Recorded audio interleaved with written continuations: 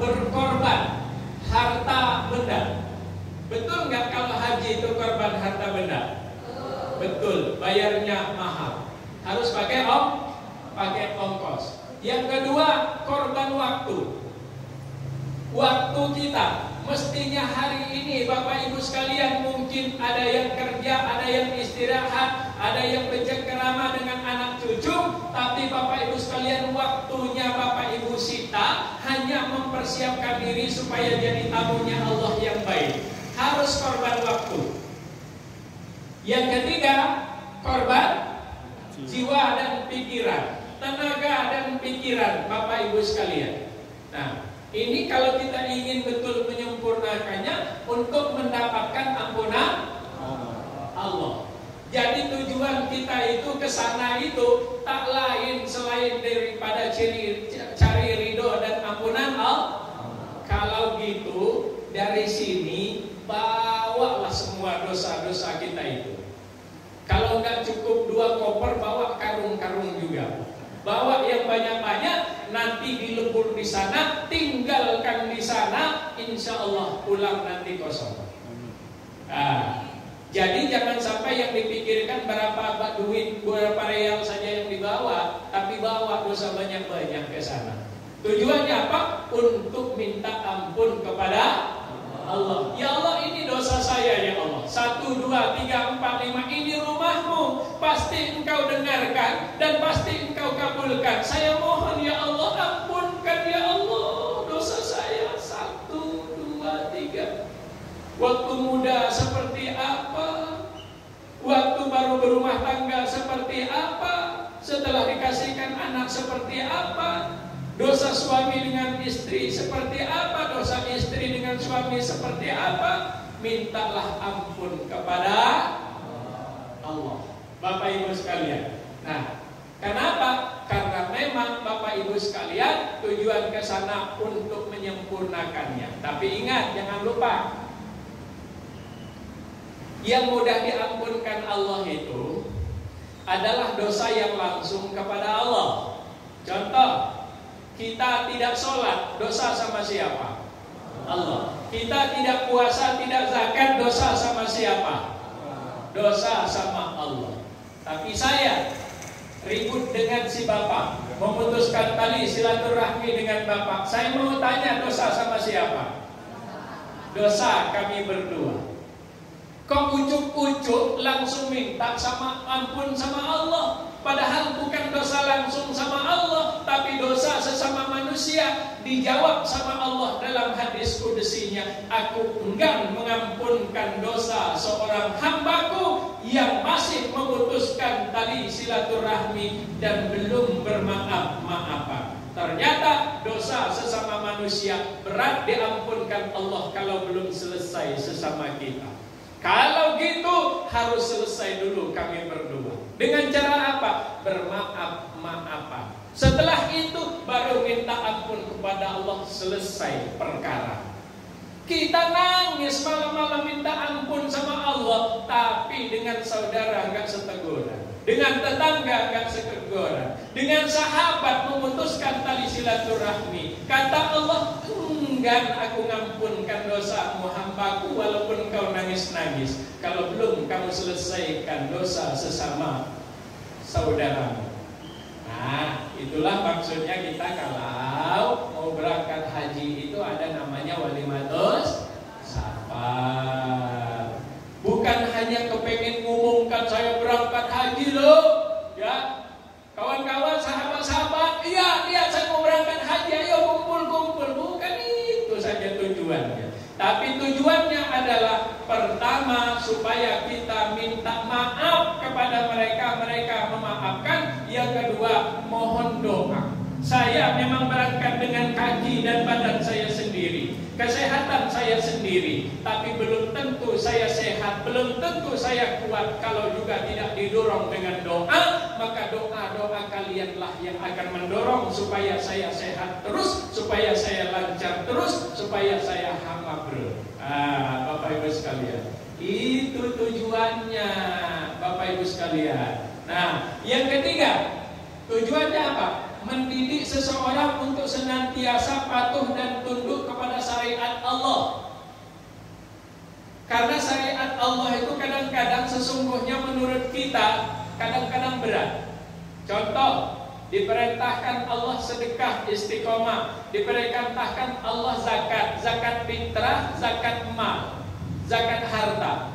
Kita Bu, kalau udah mulai yang namanya zakat, udah hitung-hitungan kita itu Bu.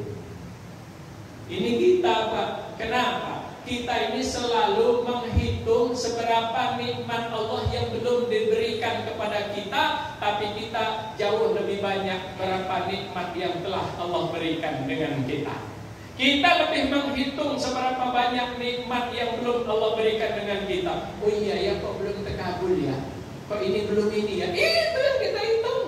Kok belum anu ya? Anak saya belum ini ya? Tapi yang dikasihkan Allah puluhan tahun yang lalu jarang kita hitung, Bapak Ibu sekalian. Nah, kita ini gitu.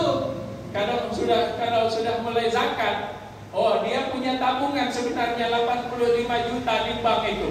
Sudah lebih dari 1 tahun, Bapak Ibu sekalian. Mestinya kan wajib zakat itu. Harus dikeluarkan zakat emalnya. Tapi keluar keriting otaknya. Oh belum sampai 1 tahun itu.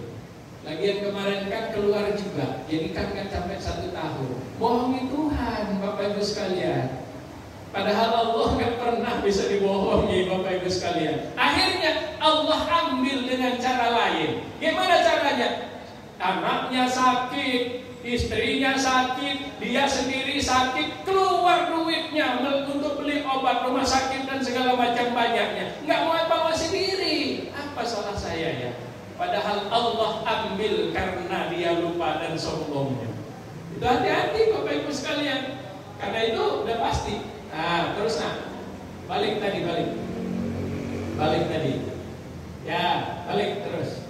Nah, ini rukunnya Bapak Ibu sekalian. Kita bicara ini dulu. Baru nanti saya akan jelaskan gamblang-gamblang betul. Saya kepengen walaupun 1 hari saya Bapak Ibu ngerti. Harus ngerti Bapak Ibu sekalian. Karena mohon maaf, mabrurnya haji itu bukan di yayasan. Mabrurnya haji itu bukan di petugas. Jadi kalau ada di otak Bapak Ibu sekalian, gampang sudah ikut yayasan, pasti tidak mabrur. Kenapa? Karena mabrur atau tidaknya haji di diri kita sendiri, Bapak Ibu sekalian. Dengan cara apa? Punya ilmu tentang ibadah haji. Oh saya sudah tua. Enggak tua, enggak muda. Yang penting kalau kita serius, Bapak Ibu sekalian, kita tahu mana yang wajib, mana yang rukun, mana yang sunnah, mana yang haram. Insya Allah bisa kita, Bapak Ibu sekalian. Enggak perlu nanya sama orang karena dia sadar sendiri. Nah, jadi itu, ini rukunnya, Bapak Ibu.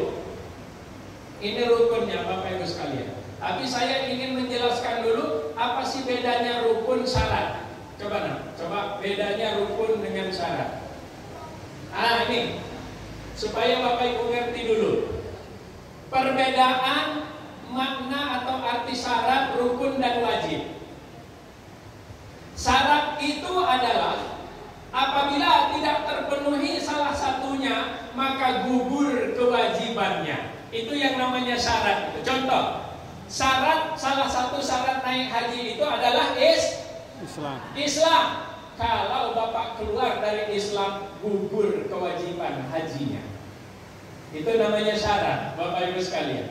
Kalau tidak terpenuhi salah satunya, maka gugur kewajibannya. Yang kedua, Bapak Ibu sekalian, gila, gitu. Karena orang yang naik haji itu syaratnya harus sehat lahir batin. Tapi ternyata dia stres, gila, duitnya banyak Pak, kemudian ilmunya pintar sebelumnya, tapi dia nggak kena lagi wajib haji karena dia gila.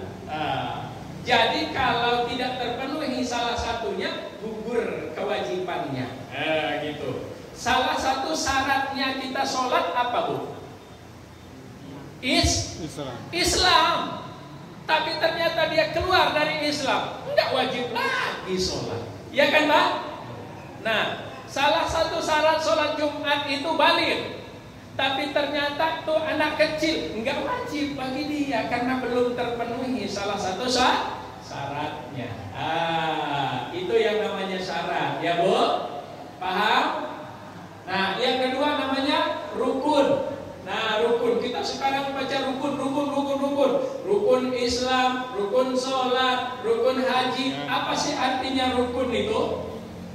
Rukun itu gini, rukun itu adalah apabila salah satunya tidak terlaksana, maka tidak sah atau batal pekerjaan itu. Salah satu rukun sholat adalah niat. Ibu, bapak, ibu sekalian, sholat zuhur sudah 4 rakaat lengkap, tapi tadi tidak niat, maka tidak sahlah sholatnya. Salah satu rukun sholat Al-Fatihah, tapi ternyata bapak ibu sekalian tidak baca Al-Fatihah, gugurlah sholatnya itu. Jadi gugur perbuatan itu kalau tidak dilaksanakan salah satu rukunnya. Gitu. Rukunnya Bapak Ibu sekalian. Contoh rukun haji. Apa rukun haji itu? Wukuf di padang Arafah. Ternyata Bapak Ibu sekalian sholat terus di Masjidil Haram, tawaf terus, sa'i terus, sholat terus di Masjid Nabawi, tapi tanggal 9 Zulhijjah tidak hadir di Arafah, maka tidak sahlah hajinya. Itu namanya rukun itu, menggugurkan sebuah perbuatan. Yang ketiga namanya wajib. Dikena ini ya, nggak kelihatan ya. Bisa dinaikin dikit nggak? Nggak ya. Apa ini? Wajib maksudnya, wajib maksudnya adalah apabila salah satu tidak dilaksanakan, ya, maka yang bersangkutan dikenakan sanksi atau membayar dam. Apabila salah satu wajibnya ini tidak dilaksanakan, maka dia harus dikenakan sanksi atau dam dan denda. Contoh, saya contohkan yang mudah saja. Ibu bapak sholat. Ibu bapak sholat umpama. Bapak ibu, saya mau tanya bapak ibu sekalian. Duduk di antara 2 sujud, hukumnya apa? Wajib ya? Wajib. Nah, sekarang ibu-ibu gini, mestinya bapak ibu duduk sebenarnya ya. Ini umpama tasahud awal lah mau ya. Rakaat kedua lah. Rakaat kedua. Begini bapak ibu sekalian. Duduk rakaat kedua. Ibu-ibu lupa. Allah